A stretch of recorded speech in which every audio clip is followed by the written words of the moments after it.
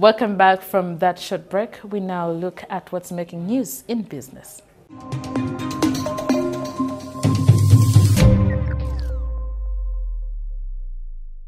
In business tonight, Uganda Telecom is not only choking on debts of about 709 billion shillings, but also has administration issues that the President Yoweri Museveni has written to Justice Minister Kahinda Otafire, warning that no action be taken on Uganda Telecom Limited without cabinet approval. Tonight, Paul Busharizi walks us through the woes that have left the once vibrant telecom in shambles. UTL is one of those sad companies that was supposed to have been privatized at least 20 years ago. That would have been here about 1999, should have been privatized. It was broken up. It was originally Uganda Posts and Telecommunications, which had the telecom side, the Post Bank, and the post office, of course. And the post office.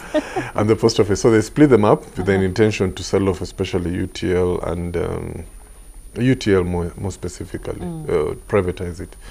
But the privatization was never really handled properly. I think there were too many interested groups, so it never really took off. It failed the first time, then the Libyans came in and took a controlling interest. Then the troubles in Libya happened, and then they couldn't meet the obligations for cash or equity. So as it stands now, if I'm not wrong, they have debts of up to 700 billion shillings that they're unable to meet. Over, actually. Yeah, and so the creditors, or the creditor had taken it to court, had taken had gone to court, and I think he wanted to sue for its bankruptcy.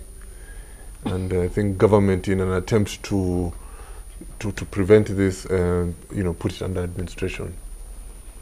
And so now the problem is that, maybe government wakes up and says it's not exactly what we wanted to achieve with administration, because administration has its own rules. So what now? Look, I think the smart economic thing to do would be just to sell it off, to actually liquidate it, which would just be to sell the assets and pay off the debtors, the creditors, and you move on with our lives. Actually, what is eventually going to happen, although people like the minister are trying to prevent it, is that it's going to become so unviable to deal with. Either, actually, what can happen, there are several things that can happen. One is that an investor comes with $1 and tells you, I'm paying you $1 for this company. Imagine. I'll take over all your debts and I'll run this thing. That's one. Two, it can be even so bad that the investor says, we don't want this thing. And, it will reach a point where you say, look, you government can't sustain it. We just have to sell off the parts, pay off the creditors what we can, and we move on with our lives. So UTL is in trouble, and we don't know where it is headed. But I like Paul says, I think it should be sold off. And let us breathe for a bit. Thank you, Paul. You're welcome.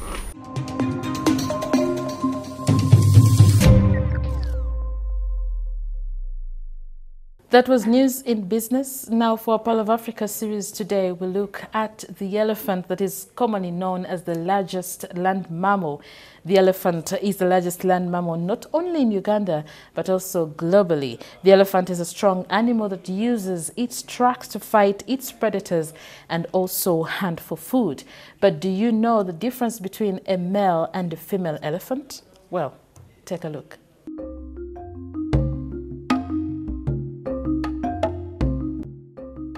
As we start exploring Uganda's animals, we start with the biggest land mammal, which is the elephant.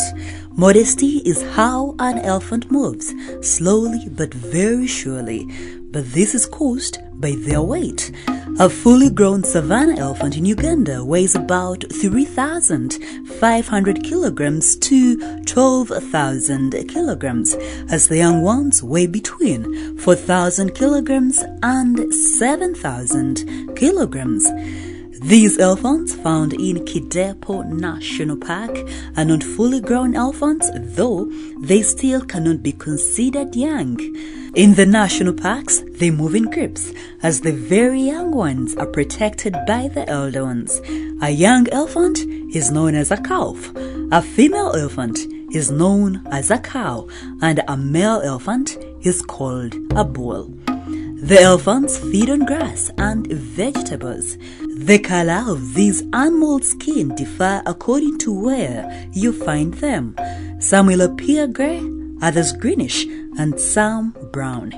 If you love traveling, elephants like these can be found in parks such as the Murchison Falls National Park, Queen Elizabeth National Park, and also Uganda Wildlife Education Center.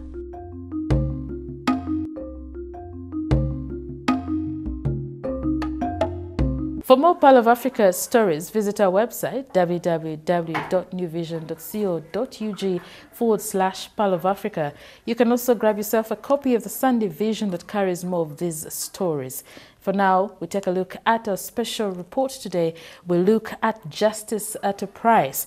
Now, from the stinking city toilets and dark court corners where millions of shillings change hands every week, Vision Group investigators bring you the story of how corruption is stifling justice in Uganda's courts.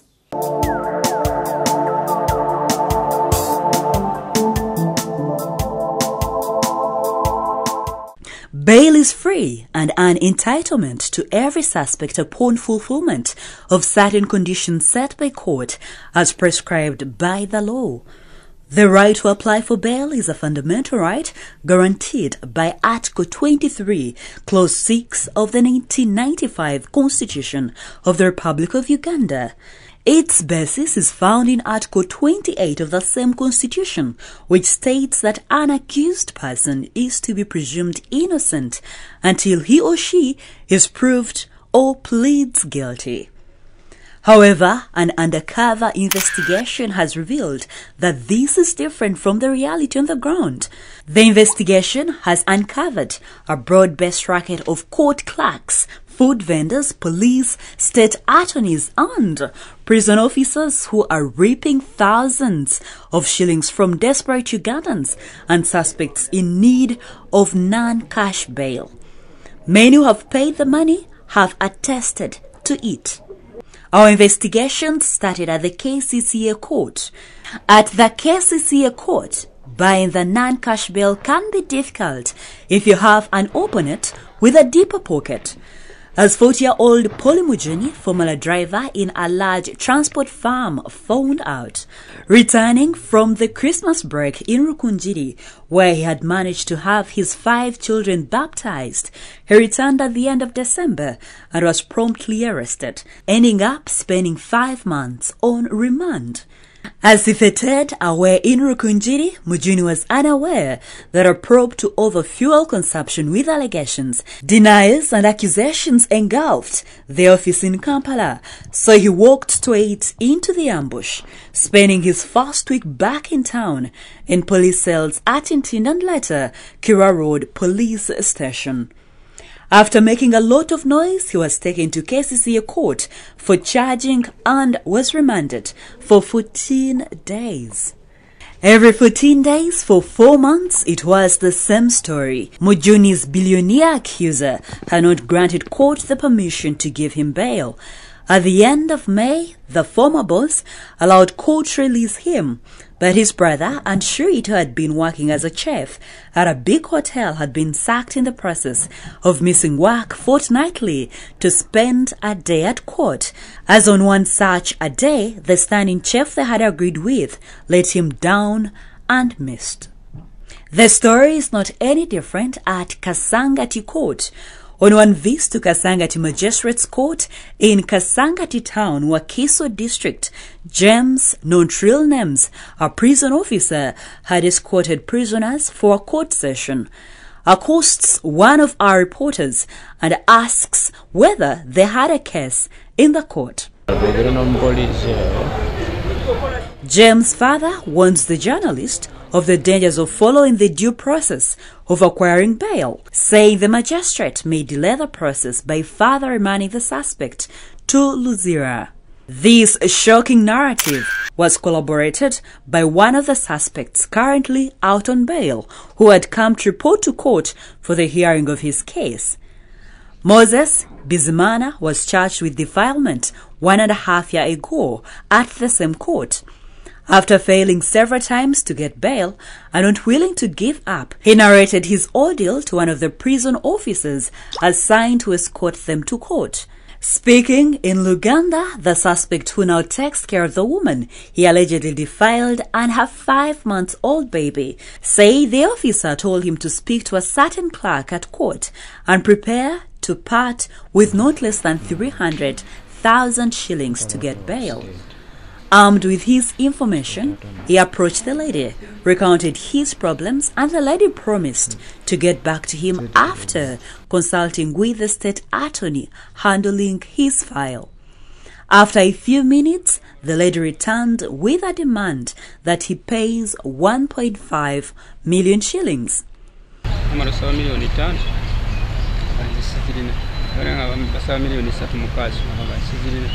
Bizimana says after going back and forth negotiating a fair amount, the state attorney agreed to 500,000 shillings, which he paid and was granted bail on condition that he takes care of the pregnant woman. He reveals that the money was collected by a police officer attached to the court. He says paying the bribe also silenced the parents of the alleged victim, who had started making monetary demands of him to the extent of asking him to transfer his piece of land to them as part of compensation.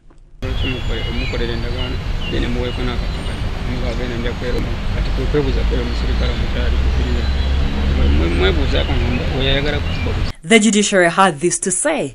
Solomon Muita, judiciary spokesperson, says the sector does not condone corruption, which is why several court officials have been arrested and investigated, and some fired from their jobs. So when we limit this human interface, chances of people being corrupted or getting corrupted will be minimal, because you're not talking to someone, you're not able to negotiate, or someone is not able to promise you something because they can't see you. The arrests may continue in the judiciary, and New Vision TV continues to unveil how suspects pay for justice in various courts across the country. We'll have another episode about how justice is paid in court tomorrow.